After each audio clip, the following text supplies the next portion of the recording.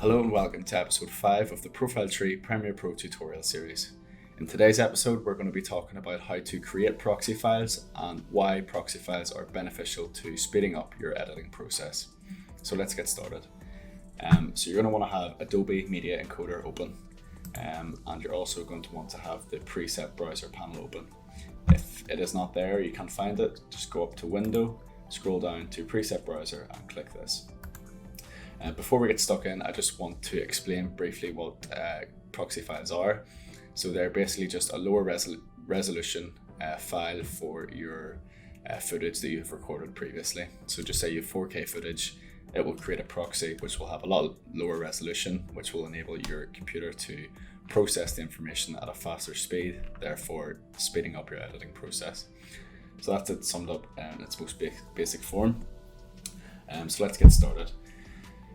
You're going to want to click the plus at the top left hand side of your preset browser panel and go to create encoding preset. Now follow all this carefully, because if you make one mistake it can be detrimental to it working. So you're going to want to call this whatever you like. Actually, I'm going to call it test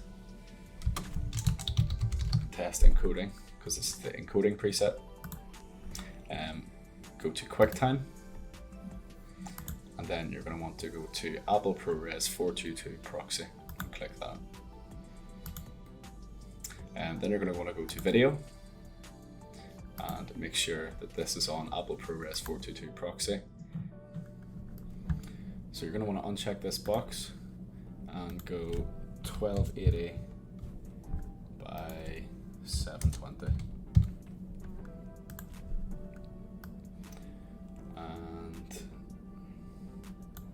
This is okay.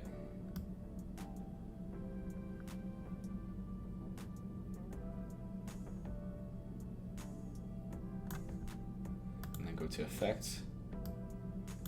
Now this part isn't essential, but it's just for in the interest of being able to see quite easily which ones are the proxy files and which ones aren't. So I will leave a link in the description for the file that you need to download for this, but for now, if you just go choose, follow along, this is the file that you'll need to download. So that will place that image onto your proxy file.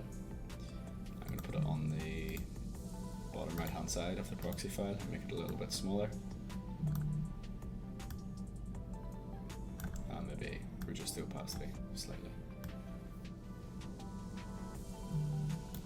Okay, so we're going to click OK. Then we're going to go right click, create NGS preset,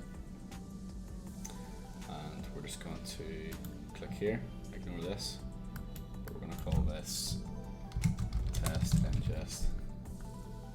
Don't worry too much about which folder this is in.